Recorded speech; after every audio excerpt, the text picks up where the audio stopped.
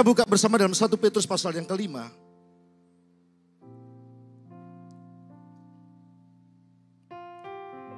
Satu Petrus pasal 5 ayat yang ke-6. 1 Petrus pasal kelima ayat yang ke-6 sampai nanti kita baca di ayat yang ke-11. Karena itu rendahkanlah dirimu di bawah tangan Tuhan yang kuat, supaya kamu ditinggikannya pada waktunya. Serahkan segala kekhawatiranmu kepadanya, sebab ia yang memelihara kamu. Percaya bahwa Tuhan itu memelihara hidup kita, katakan amin. Ya, dan Tuhan paling demen dan Tuhan paling berkenan dengan orang-orang tadi dikatakan rendah hati. Rendah diri di sini bukan minder. Artinya Tuhan mau kita belajar untuk terus humble. Menyadari bahwa segala sesuatu yang kita capai hari ini bukan karena kekuatan manusia, tapi karena anugerah Tuhan.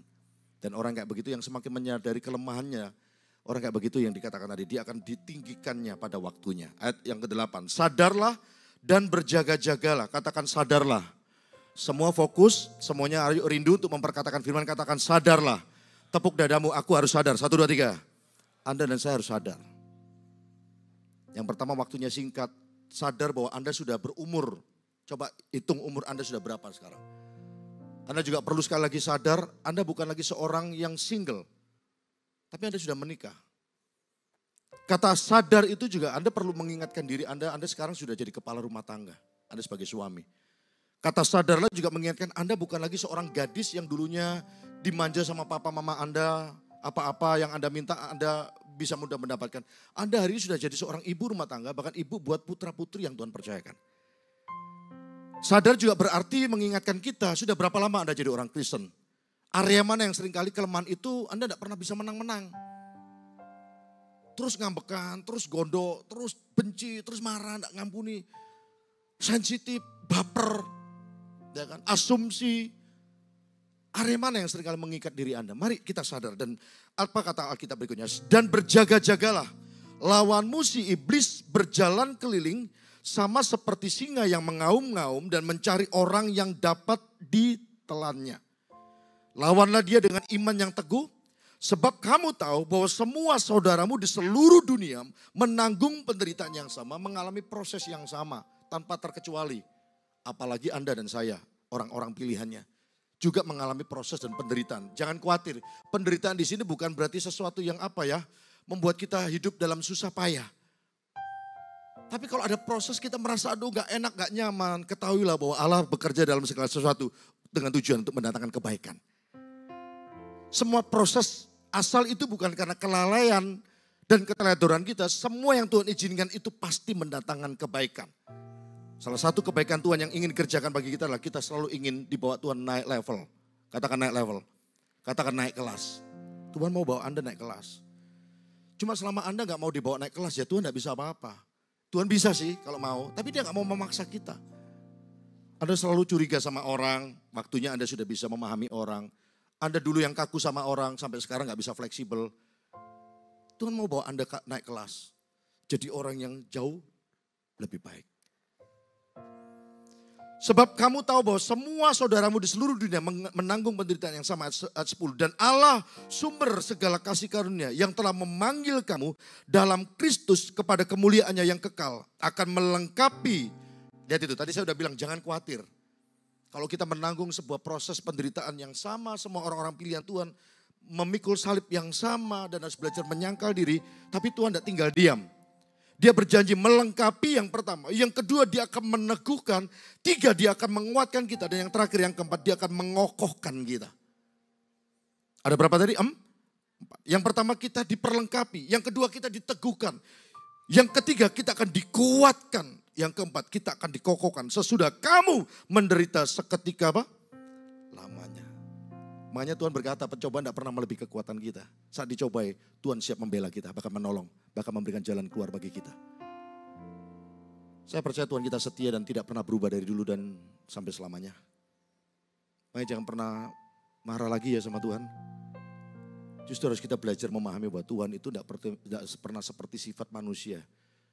Yang suka cari-cari gara-gara, suka cari-cari masalah. Tuhan itu tidak punya sifat dan karakter begitu.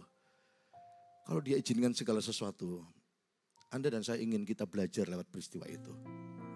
Orang jadi pinter itu tidak mungkin kalau tidak melewati proses yang namanya belajar. Dan Tuhan bukan cuma buat kita jadi pinter, Tuhan mau buat kita jadi orang yang makin hari makin cerdik. Dan tetap hatinya penuh dengan ketulusan. Karena lawan kita, apa tadi kata kitab, siapa? Halo? Siapa di sini yang bilang lawanku mertuaku? Lawanku menantuku, lawan kita bukan manusia, lawan kita bukan orang. Lawan kita adalah iblis gak bisa dilawan dengan sifat licik. Karena setan sendiri, iblis sendiri sudah punya sifat kelicikan. Licik gak bisa dilawan dengan licik. Licik harus dilawan dengan cerdik. Setuju katakan amin. Setan itu licik, dia gak cerdik. Kita gak boleh punya sifat yang sama dengan iblis. Licik itu selalu berujung jahat. Cerdik apalagi diimbangi dengan hati yang tulus. Saya percaya itu yang berkenan di hadapan Tuhan. Karena itu firman Tuhan. Licik itu selalu berujung merugikan orang lain. Orang cerdik itu pasti mempertimbangkan perasaan kehidupan orang lain. Halo? Halo? Salah sambung. Cerdik itu pasti lebih mempertimbangkan perasaan Tuhan dibanding dirinya sendiri. Tapi orang licik gak peduli perasaan orang lain termasuk perasaan Tuhan. Makanya gak heran setan itu disebut sebagai pendusta, pencuri, pembohong, pendakwa. Ayat yang ke-11 dikatakan apa? Ialah yang empunya, kita baca bersama-sama ayat 11 ya, semuanya. Jemaat 1, 2, dan 3. Ialah yang empunya kuasa sampai selama-lamanya. Katakan amin. Keluarkan judul khotbah saya, sadar dan berjaga-jaga. Catat baik-baik. Tuhan mau kita belajar sadar dan berjaga-jaga. Setidaknya ada 3 hal yang harus membuat kita sadar karena musuh kita tadi dikatakan siapa? Iblis. Yang pertama, sadar bahwa iblis itu ada. Anda jangan jadi orang Kristen yang naif. Katakan naif. Naif itu apa sih? Polos, yang terlalu lugu tapi tidak berpikir secara dewasa.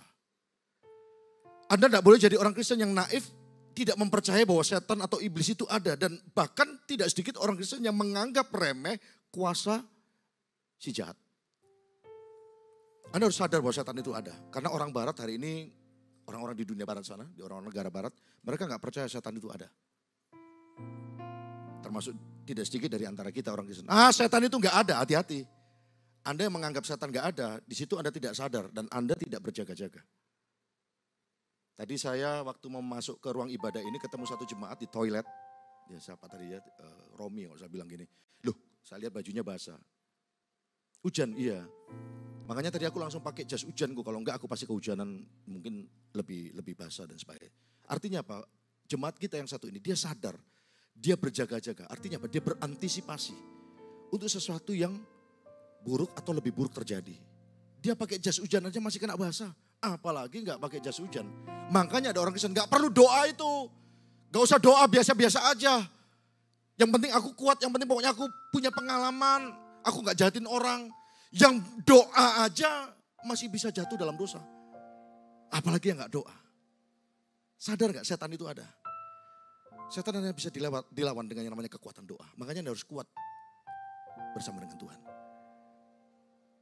Ada amin. Anda harus kuat. Cinta Tuhan aja gak cukup. Anda harus kuat. Anda harus kuat. Sebab ke depan iblis akan semakin luar biasa cara kerjanya. Tapi jangan khawatir ya.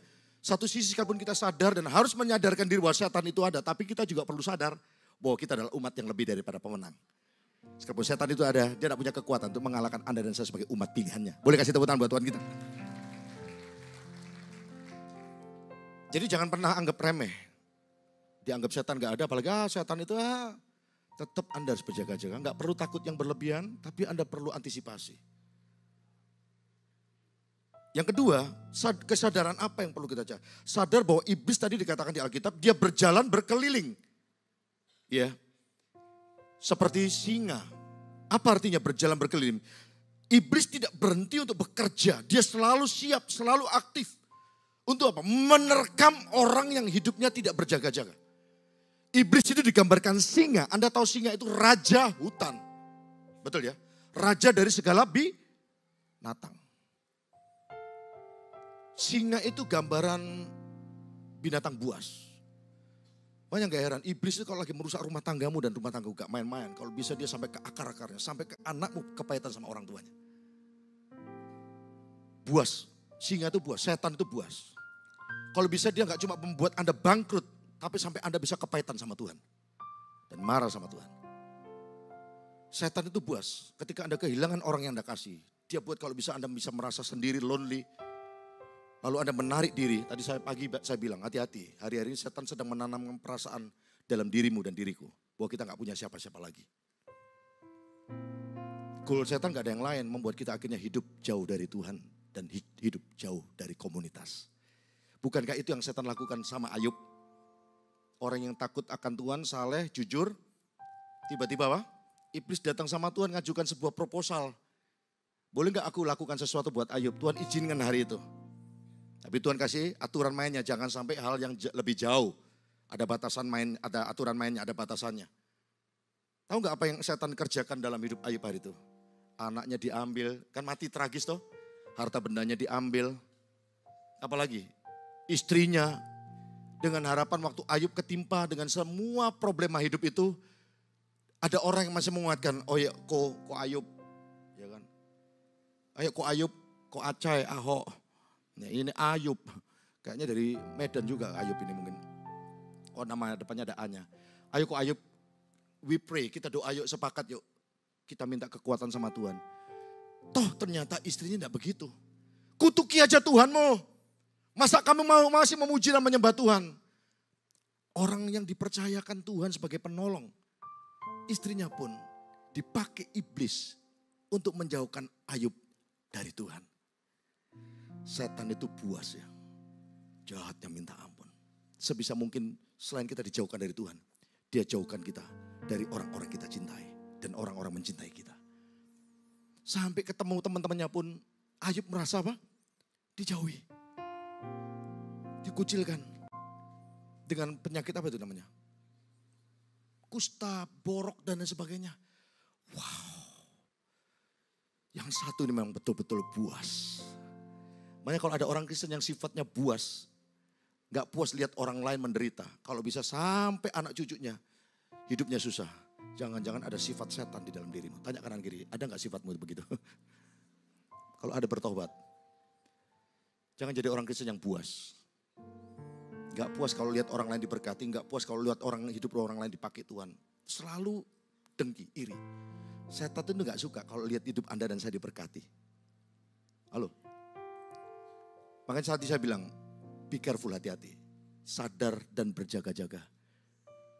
Setan tahu gereja kita makin diberkati, makin dipakai. Tuhan gak suka, iblis gak suka. Setan itu paling gak suka ketika lihat anak-anak Tuhan, hidupnya makin diberkati, makin lebih, makin ditambahkan. Apalagi kalau setan tahu bahwa itu dari Tuhan. Semua yang ditambahkan, gak semuanya dari Tuhan. Bisa jadi mungkin karena kekuatanmu sendiri. Tapi setan tahu mana yang dari Tuhan, itu justru yang membahayakan. Karena Allah kita adalah Allah gini. Orang mencari kerajaan Allah dan kebenarannya, semuanya kata firman Tuhan ditambahkan bagi orang itu. Artinya apa? Penambahan yang sejati itu datang dari Tuhan. Dimulai dari orang mencari Allah dan kerajaan dan kebenarannya. Anda paham maksud saya di sini? Jadi kalau kita ditambahkan jemaat kita ditambahkan, bisnis Anda ditambahkan omsetnya, karir Anda ditambahkan posisi Anda, jabatan Anda. Pastikan semua penambahan itu datang dari yang satu ini. Anda mencari Allah dan kerajaan dan Anda mencari kebenaran. Dan tidak di luar yang satu itu. Karena di luar sana ada orang-orang menerima penambahan. Pabriknya ditambah, karyawannya ditambah, omsetnya ditambah, cabangnya ditambah. Tapi nggak tentu orang itu mencari kerajaan Allah dan kebenarannya. Dan orang kayak begitu biasanya menjadi bagian dari kelompok orang yang mudah ditelan oleh si iblis. Kalau ada orang-orang dimangsa, ada orang-orang yang mudah ditelan. Berarti saya percaya juga ada orang-orang yang tidak mudah ditelan oleh iblis. Pastikan Anda masuk di kelompok yang kedua. Orang yang gak bisa dimangsa dan tidak mudah untuk ditelan. Kenapa? Anda tahu apa yang Anda terima itu datang dari Tuhan. Anda adalah orang mencari kerajaan Allah dan kebenarannya. Boleh kasih tepuk tangan buat Tuhan kita. Jadi Anda perlu sadar dan berjaga. Yang pertama tadi apa? Setan itu ada. Dan jangan menganggap remeh kuasa setan. Tapi Anda juga perlu sadar, Anda adalah orang diurapi. Setan udah gak punya taring, dia gak punya kekuatan apa-apa. Sebab Anda adalah orang diurapi. Anda adalah umat yang lebih daripada apa? Yang kedua, sadar bahwa iblis gak pernah berhenti, dia aktif. Bahkan ada orang menyebutnya, setan gak pernah tertidur. Tapi orang Kristen yang sering kali tertidur, termasuk di gereja. Saya udah khotbah teriak-teriak begini masih ada orang. Lobet kanan, lobet kiri, ngayun depan, ngayun belakang. Ya. Iblis selalu aktif, dia tidak pernah tertidur. Dia selalu siap untuk menerkam orang yang tidak berjaga-jaga. Siapa sih mangsa yang dimaksud yang mudah ditelan? Orang yang lengah. Orang yang tinggal dalam kenyamanan. Orang yang tidak hidupnya berjaga-jaga. Itu jadi santapan buat setan, Hauze, Shen Jinping. Yang ketiga, apa yang Tuhan mau ingatkan supaya kita sadar? Sadar bahwa iblis adalah pendusta. Iblis adalah pencuri.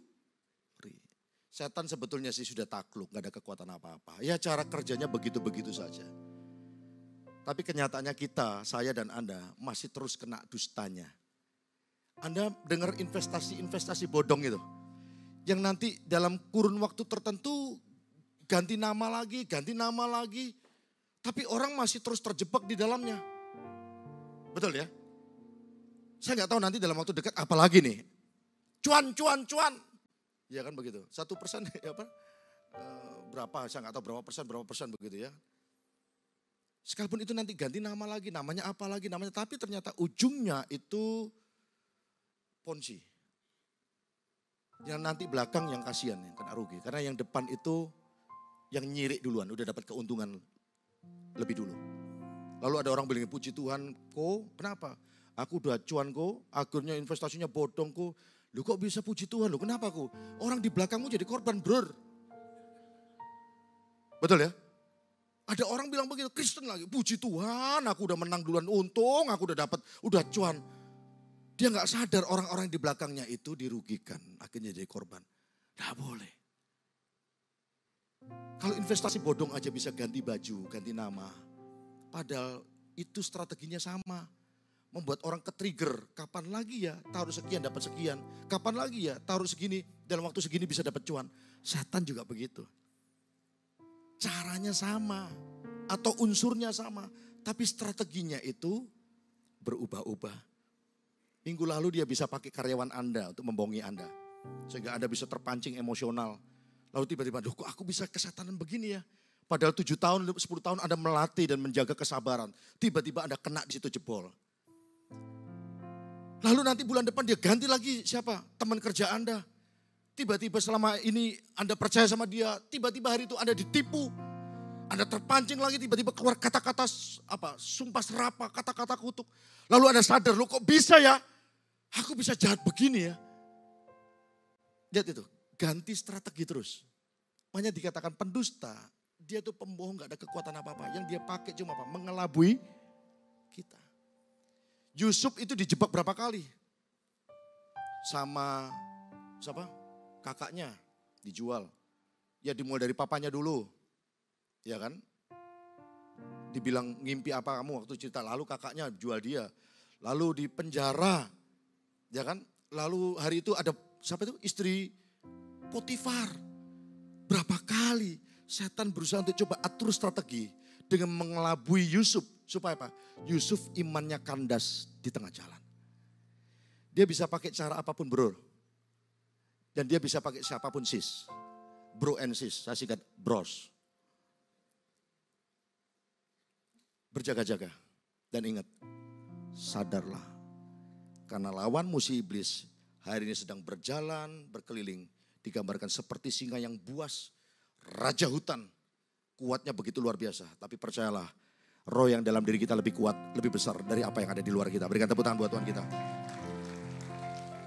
Bahkan iblis juga selain pendusta, dia adalah pencuri. Katakan pencuri.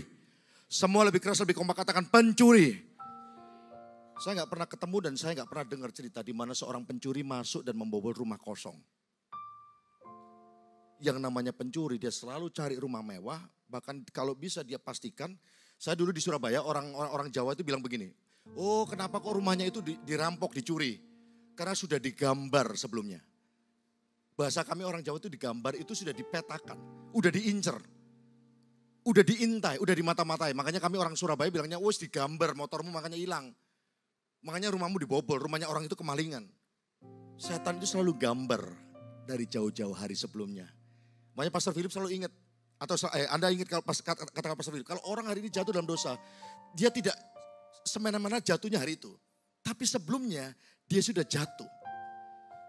Dimulai dari kondisi hati yang tidak dijaga, sadar dan hidup dalam berjaga-jaga. Jadi Anda sudah diincar, setan itu ya dia nggak bodoh sih, tapi saya tahu dia juga nggak pinter. Karena Anda dan saya jauh lebih cerdik. Katakan amin. Makanya kita perlu belajar, saya mau belajar terus. Kita semua mari sama-sama sadar dan berjaga-jaga. Bahwa hari ini kita masih punya lawan yang harus terus kita taklukkan setiap waktu, setiap hari. Sadar Anda jangan cuma seminggu sekali. Sadar Anda jangan cuma seminggu 2 kali, Minggu dan Kamis, ibadah dan CG. Sadar Anda jangan cuma 2 kali setahun, ibadah Natal dan Paskah. Anda sadar, oh iya aku ini umat tebusan Tuhan, perjamuan, nangis Jumat Agung. Lalu pulang gak sadar lagi. Anda gak bisa begitu. Kalau Anda cuma sadarnya hanya hitungan begitu dan Anda gak sadar setiap waktu, Anda akan jadi bulan-bulanan iblis. Katakan amin. Termasuk yang single-single ini, yang pro-em ini, sadar bahwa Tuhan inginkan Anda dapat pasangan yang sepadan, seiman dan seimbang. Jangan cobai Tuhan dengan hidup tidak berjaga-jaga. Anda pilih orang yang bukan dari Tuhan, apalagi yang tidak seiman. Halo, yang jomblo katakan amin. Mana suaranya jomblo? Kasih tepuk tangan buat Tuhan. Yang pertama tadi apa? Sadar bahwa iblis itu ada. Yang kedua sadar bahwa iblis tidak berhenti bekerja. Dia aktif bekerja. Dia tidak pernah tertidur. Dia siap menerkam siapapun yang hidupnya tidak percaya. Yang ketiga, sadar bahwa iblis adalah pendusta. Dia adalah pencuri. Tidak ada pencuri yang masuk rumah kosong. Setan tahu dalam dirimu ada banyak hal yang bernilai. Setan tahu dalam dirimu ada sesuatu yang penuh dengan potensi. Setan tahu bahwa dalam diri ada sesuatu yang berharga. Dia mungkin tidak bisa congkel itu dari dirimu. Dan ada cara lain buat Anda tertipu dan tinggal dalam kelelahan. Untung ya Ayub itu gak putus asa ya. Itu dihajar bertubi-tubi. Demikian juga Yusuf. Saya lihat sebagian besar tokoh Alkitab itu dihajar kanan kiri. Saya lihat dan saya baca strateginya selalu ujungnya ingin membuat hidup orang-orang pilihan Tuhan itu mengalami kelelahan. Ayub itu kalau betul-betul tidak kuat, aduh. Sampai-sampai istri yang bisa menguatkan. Kan disebut penolong. Justru tidak menolong Ayub. Tapi Ayub tahu hanya Tuhanlah yang jadi sumber kekuatan dan sumber pertolongan. Satu-satunya yang dapat diandalkan hidup Ayub. Tuhan. Makanya dia ngomong, terpujilah nama Tuhan. Dia memberi, dia mengambil. Dari situ saya belajar, Ayub tahu bahwa sumber dari segala sesuatu itu bukan dari manusia. Bukan dari kekuatan sendiri. Tapi semuanya datang dari Tuhan. Setan tahu dalam dirimu ada sesuatu yang penuh dengan nilai.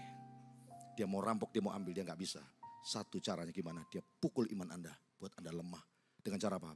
Anda down, Anda dikecewakan, Anda marah sama sesama, Anda berujung kepahitan dengan sesama.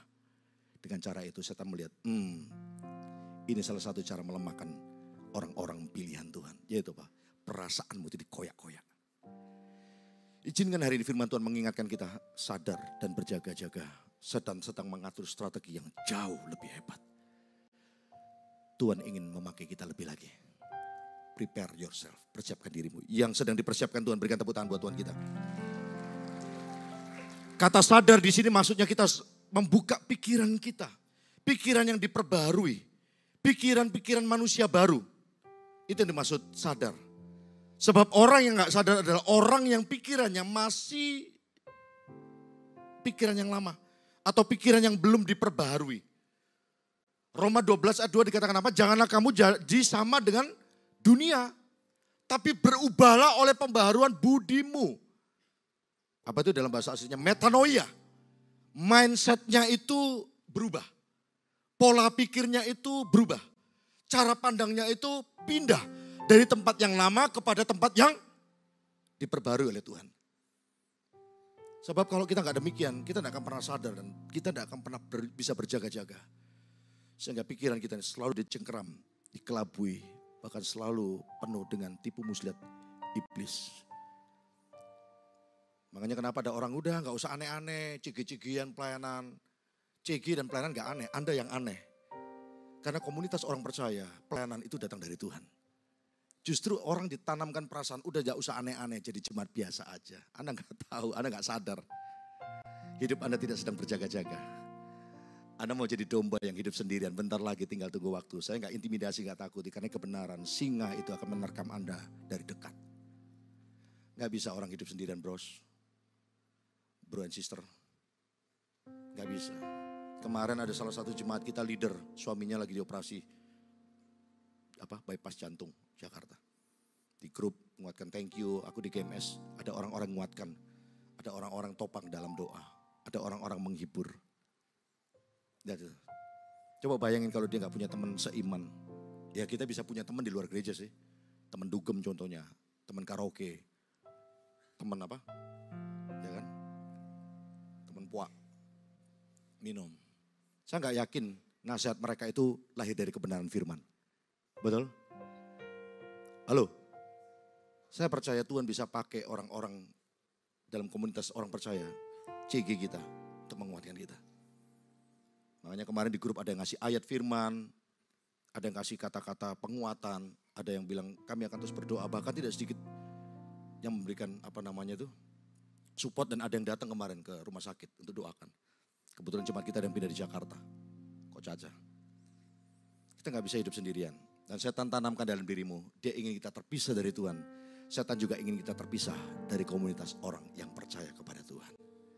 Sadar dan berjaga-jagalah.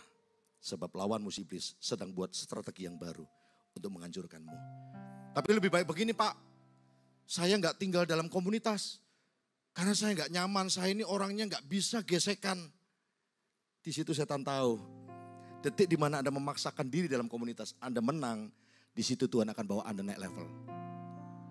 Dan setan paling gak bisa lihat orang Kristen yang selalu dibawa tinggi sama Tuhan. Karena semakin tinggi Anda dibawa Tuhan, semakin besar kapasitas yang Tuhan percayakan, semakin tinggi dan besar urapan yang Tuhan tambahkan dalam hidupmu. Setan tahu cara menarik Anda supaya Anda dibawa naik sama Tuhan. Setan tahu bagaimana menarik Anda supaya Anda diperbesar kapasitas. Setan tahu bagaimana menarik Anda supaya Anda terima anointing urapan, kemampuan yang lebih hebat dari Tuhan. Dengan cara apa? Dijauhkan dari komunitas orang yang percaya. Saya tidak mau dibodohin lagi sama setan. Saya perlu tinggal dalam komunitas. Saya perlu bangun hidup saya dekat dengan Tuhan. Sekalipun orang-orang di sekitarku pun adalah orang-orang yang gak sempurna.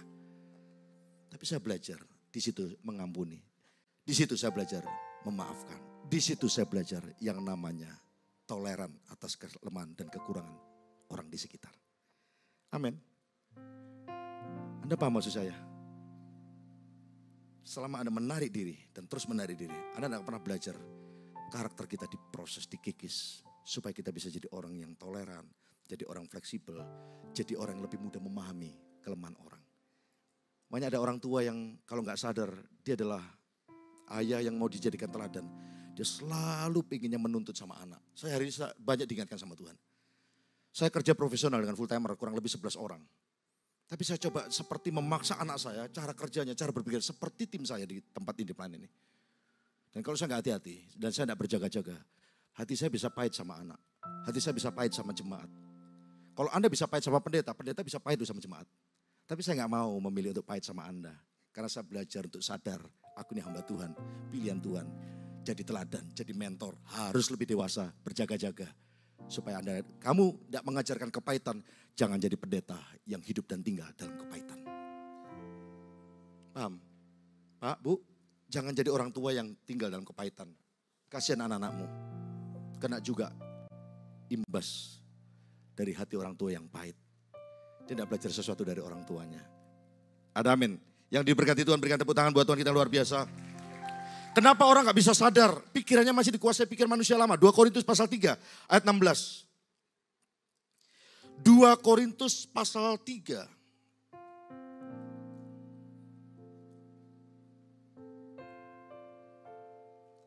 Ayat 16.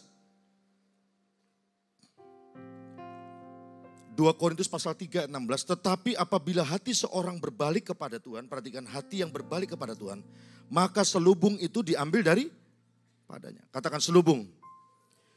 Maka selubung itu diambil daripada. Sebab Tuhan adalah roh dan di mana ada roh Allah, di situ ada Dari ayat ini saya belajar. Tidak ada cara lain untuk kita bisa menang dari iblis. Terus melibatkan Tuhan. Karena hanya dia bisa mengangkat selubung yang ada dalam pikiran kita. Tahu selubung veil? Orang kalau menikah itu loh ada cadar. Biasanya saya godain pasangan yang menikah. Ayo sebelum dibuka pastikan wanita yang di depanmu adalah pasanganmu. Jangan sampai nanti salah orang. Setelah dibuka, kan apa? Wedding kiss. Lihat sekali lagi. Ini veilnya udah gak ada, cadarnya. Saya kadang kelepasan ngomong korden lagi. Ini kordennya sudah gak ada kan? Pandang sekali lagi wanita yang ada di depanmu. Pastikan dia adalah pacarmu yang sebentar lagi akan jadi. Dan sekarang sudah jadi istri, sudah penumpangan tangan kok. Dilihat kanan kiri. Tahu gak cadar waktu diangkat itu? Pandangan pria kepada calon, atau pandangan pria kepada istrinya ini. Semakin jelas bahwa yang di depannya, yang dia lihat, yang dia pandang itu bukan salah orang. Itu adalah seorang yang selama ini mungkin 3 tahun pacaran yang dia kenal sebelumnya. Mungkin dia ada seorang wanita yang 2 tahun dia kenal dan dia kenal sebelumnya. Semakin dilihat dengan jelas. Udah gak pakai ragu, gak pakai bimbang lagi, langsung lakukan wedding kiss. Tahu apa yang membuat kita hidup ragu-ragu? Ada selubung di mata iman kita. Kadang kita bingung. Ini orang yang aku pacarin bukan ya?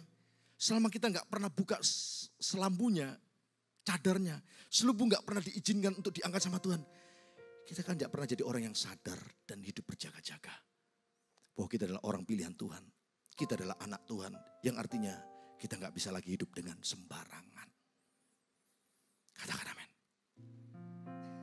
Saya berkali-kali diingatkan istri, ayo sadar umurmu sudah berapa, makanya dijaga kesehatan. Katanya mau dampingin anak-anak sampai menikah. Tuhan bisa pakai orang lain untuk mengingatkan dan menyadarkan kita. Jadi kalau hari ini Tuhan mau sadarkan Anda lewat khotbah di depan ini, dari mimbar ini.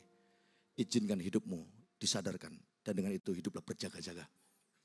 Katakan amin. Sadar Pak, Anda udah umur berapa, jangan begini terus.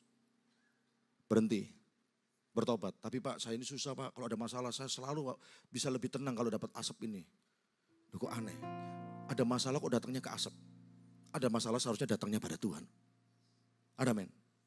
Anak-anak AOG, anak-anak muda dulu bilang, aku ini kalau gak ngerokok ini aku dibilang banci. Saya bilang bukan kamu yang banci, orang yang ngerokok adalah orang banci. Kenapa? Ketika dia dalam masalah dia tidak datang dari Tuhan. Tidak datang pada Tuhan. Tapi orang yang gak banci adalah ketika engkau dalam masalah, engkau datang pada Tuhan. Engkau adalah pahlawan yang gak perkasa seperti Gideon. Yang banci adalah ketika dia masalah, dia larinya ke rokok, ke minuman. Halo, tanya kanan kiri Bu, termasuk suami Anda, lu banci bukan?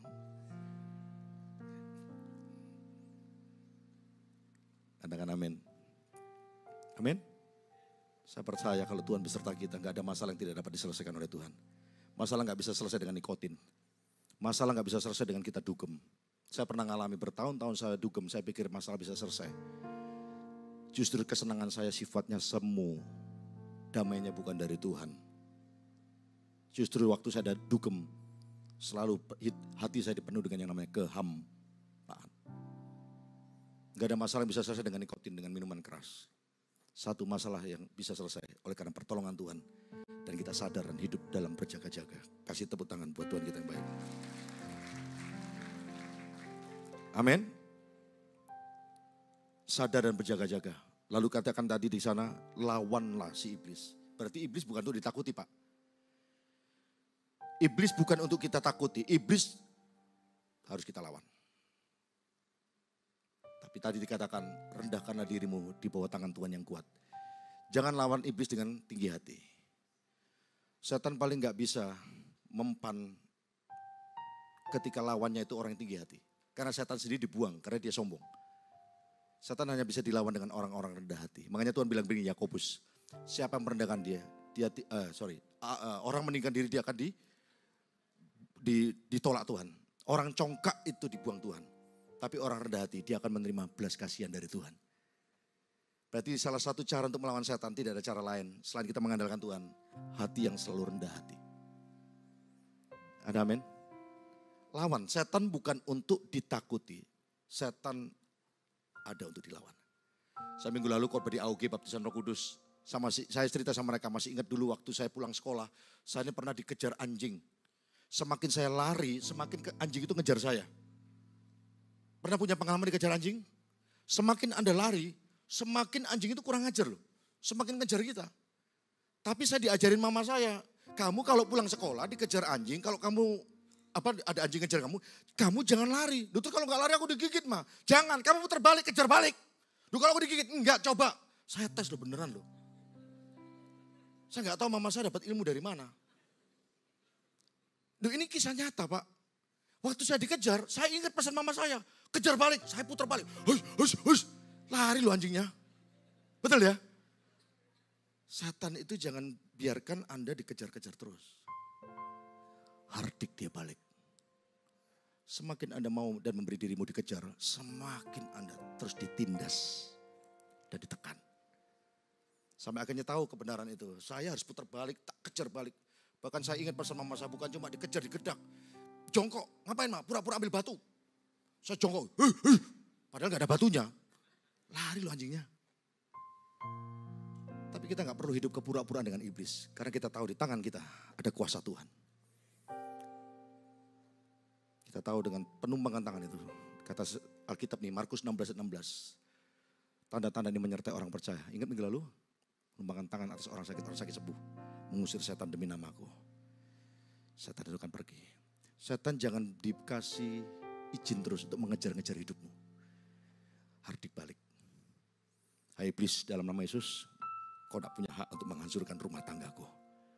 Hai setan iblis, aku tengking dalam nama Yesus, kau lagi tak punya kuasa untuk menaklukkan perasaanku.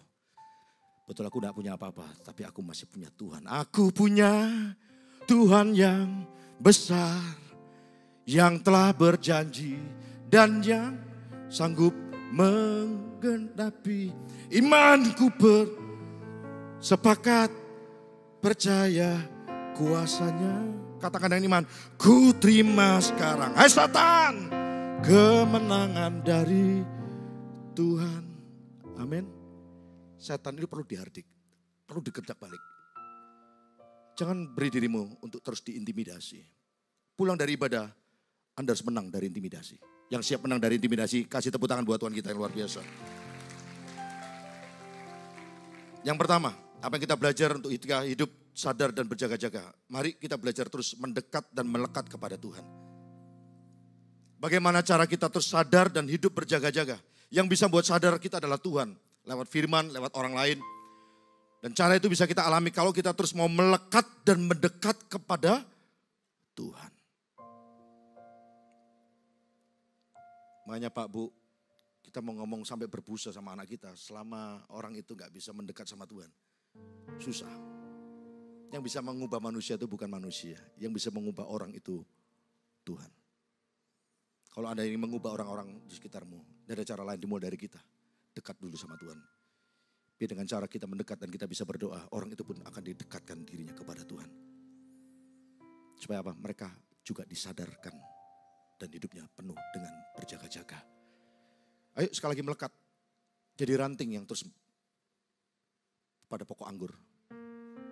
Jangan jadi ranting yang tidak berbuah. Karena apa? Anda menarik diri, Anda memisahkan diri dari Tuhan. Yang kedua, apa yang kita belajar supaya kita bisa sadar dan hidup berjaga-jaga. Tinggal dalam komunitas yang benar. Anda yang belum bergereja tetap, udah jangan keliling-keliling, gak capek kah? Udah berdoa, temukan gereja, gak ada yang sempurna. Udah aktif, minggu jangan bolong-bolong. Waktunya sudah singkat, termasuk umurmu sudah singkat. Kalau Anda tidak sadar dan berjaga-jaga, saya khawatir Anda akan jadi gadis yang bodoh. Ketika nanti mempelai itu datang, Anda gak siap. Orang berjaga-jaga adalah orang gak lengah. Orang berjaga-jaga adalah orang selalu siap sedia. Orang berjaga-jaga adalah orang yang sedia payung sebelum hujan. Orang berjaga-jaga adalah orang mempersiapkan iman sebelum nanti Tuhan datang. Katakan amin. Hidup melekat, hidup mendekat, hidup dalam komunitas. Tinggal dalam kawanan domba Allah. Aku mau menguatkan, aku juga rindu. Satu kali nanti aku dikuatkan oleh saudara seimanku di komunitas komsel, kelompok sel di gereja kita. Yang ketiga yang terakhir. Bagaimana kita bisa hidup sadar dan berjaga-jaga. Aktifkan iman. Dan terus hidup di dalam firman-Nya. Iman itu jangan on off. Iman jangan seperti lampu yang sebentar nyala, sebentar mati. Iman itu selalu on, ready, standby setiap saat. Mau di pekerjaan, mau di luar kota, mau di dalam kota, mau di keluarga, mau di gereja. imanmu itu harus selalu kedapatan menyala. Kenapa? Karena setiap saat iblis dikatakan seperti singa yang berjalan, berkeliling. Tahu artinya apa? Dia berjalan-jalan. Kalau Anda pelajari, singa itu gak punya sifat berkeliling sih. Kata berjalan keliling itu artinya dia berjalan tanpa henti. Berjalan tanpa jeda. Itu maksudnya berjalan berkeliling. Matanya, sorotannya selalu melihat target mangsa yang dapat ditelan. Pastikan Anda dan saya adalah kelompok orang-orang yang susah dan tidak bisa ditelan. Karena apa? Saya tidak menemukan ada celah di hatimu. Semakin Anda disakiti, semakin Anda mengampuni. Semakin Anda dirugikan, Anda semakin memberkati. Semakin Anda direndahkan, Anda semakin belajar rendah hati. Dari situ setan susah menelan Anda. Karena adalah mangsa yang dewasa dan kuat di dalam Tuhan. Kasih tepuk tangan buat Tuhan kita. Kita berdiri, kita datang pada Tuhan.